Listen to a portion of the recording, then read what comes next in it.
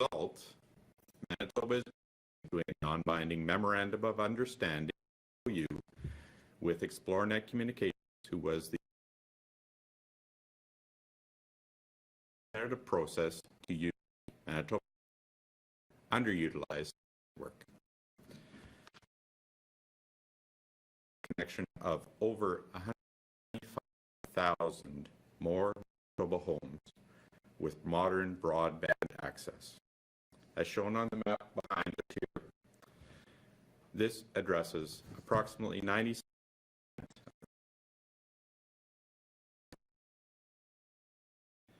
agreement supports the closing of the telecommunications gap in Manitoba to benefit rural, remote, and Indigenous communities through improving access to broadband, and this will support implementation of technologies that are capable of next generation pace growing data needs, and also improving along with cellular safety risk to Manitobans. It is expected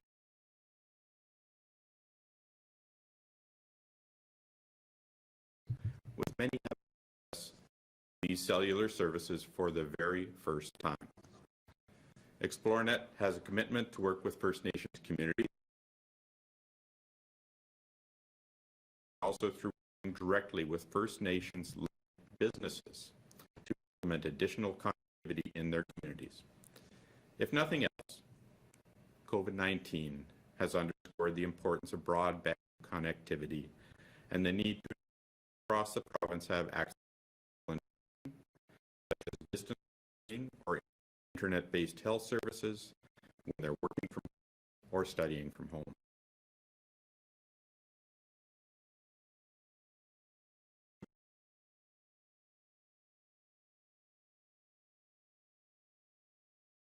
You're on a target on this issue over a long period of time.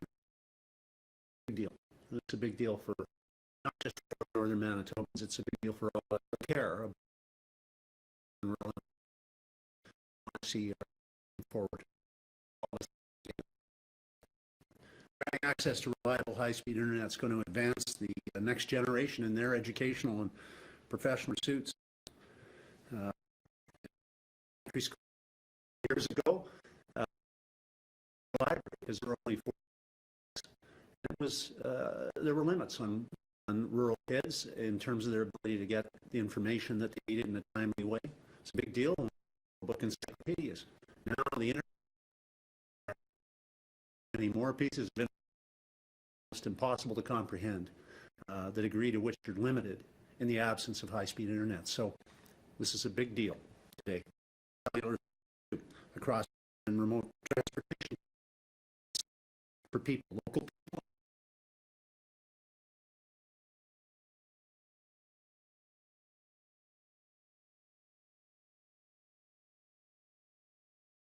The power to live your life, your own life. The power to work remotely if you want to, from anywhere in our province, government or for anybody else.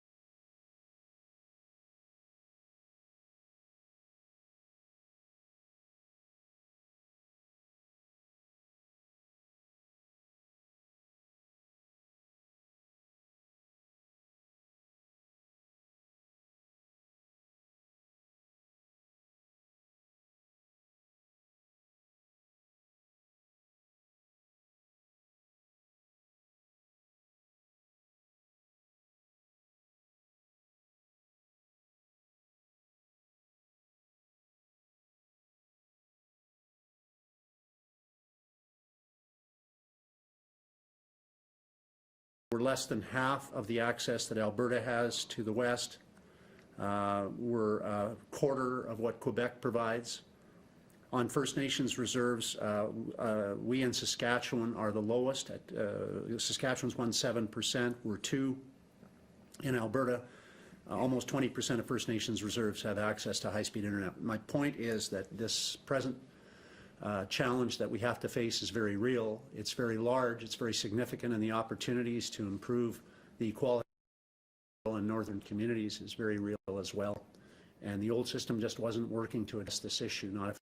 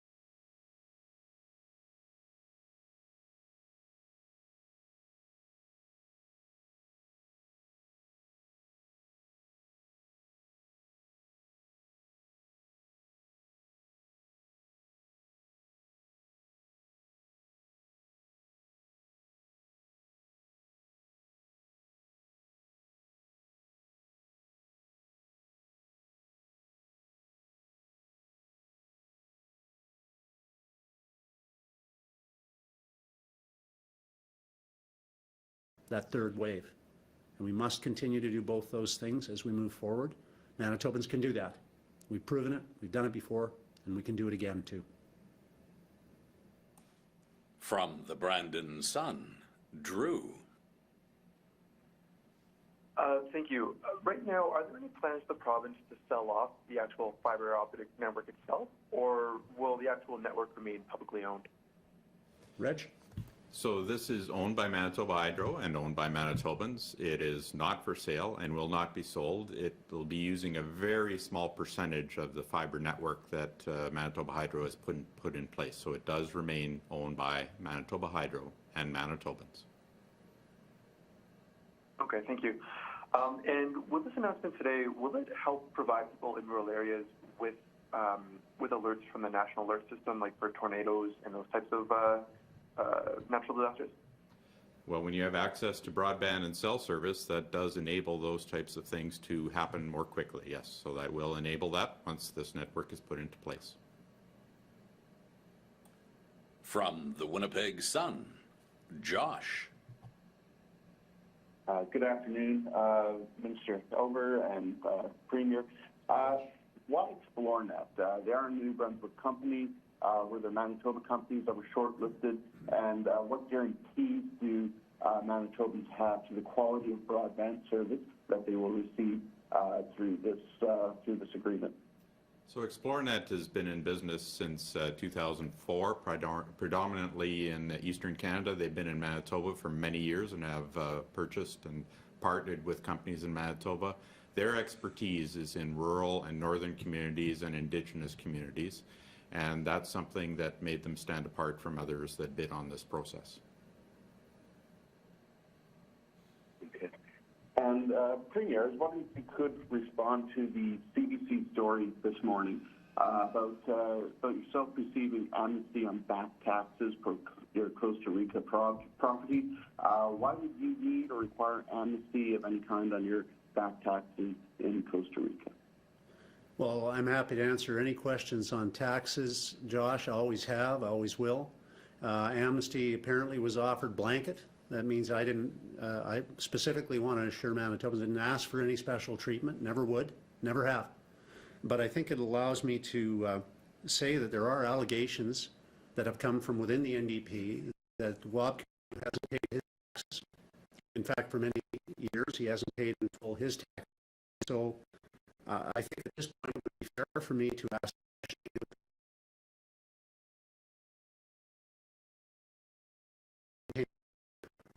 why not questions about Mr. Canoes?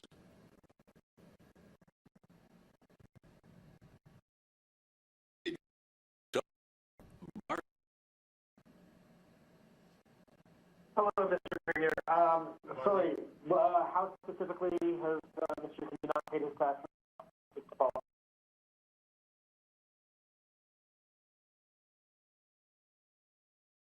By NDPers, any investigative questions being asked. So specifically, I'm referencing the fact that I've always answered questions about my personal taxes. I've always paid taxes when it's alleged that Mr. Canoe has not. So I'm simply asking the question if it's fair to ask questions about my tax and go back to 2000 prior to the time. Wouldn't questions be asked of Mr. Canoe about his? He hasn't given any evidence that he paid his taxes.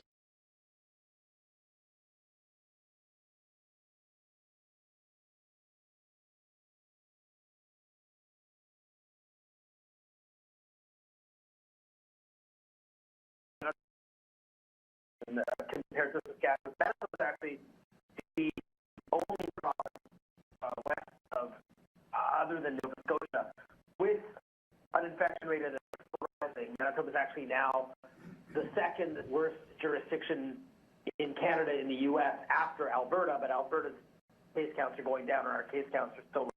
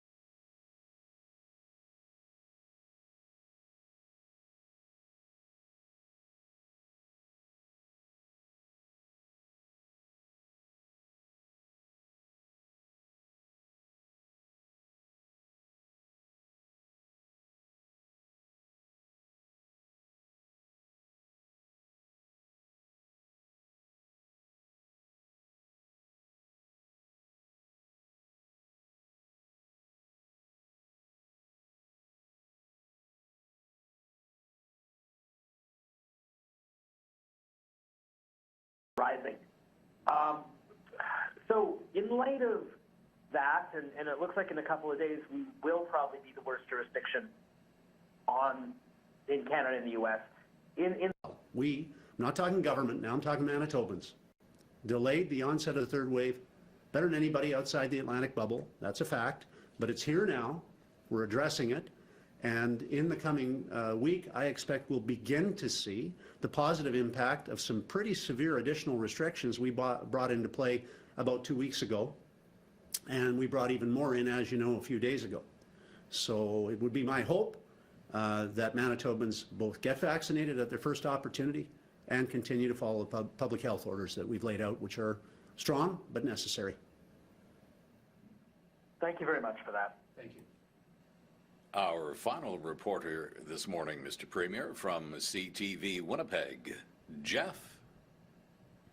Oh, hello, gentlemen. I'm just wondering, this deal with Xplornet, does it have a cost to it for the province, or is it simply a matter of allowing the company access to the hydro towers and the fiber optic? Go ahead, Reg. There is no cost to Manitoba. Manitoba Hydro and Manitoba put these fiber optic cables in the ground, and that investment was made. Now we're finding a way to make sure that they're used so that Manitobans have equal access to broadband in rural and northern Manitoba. That's a great response, Reg. And I'll just add, Jeff, I'll just add, if I could, that the real cost has been paid by rural and northern Manitobans for the last number of years with the lack of access to internet.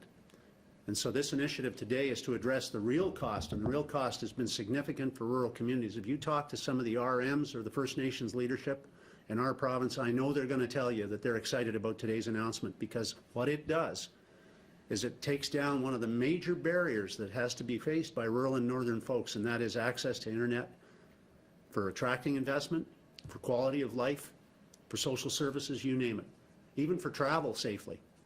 So it's an exciting announcement, and I'd say addressing this today, it's an example of a real good initiative on the part of our government to use assets that Manitobans have already had to pay for that were inactive. That's what dark fiber means. It isn't used, it's dark. And light it up, and light up the potential for rural and northern Manitobans doing it. It's exciting.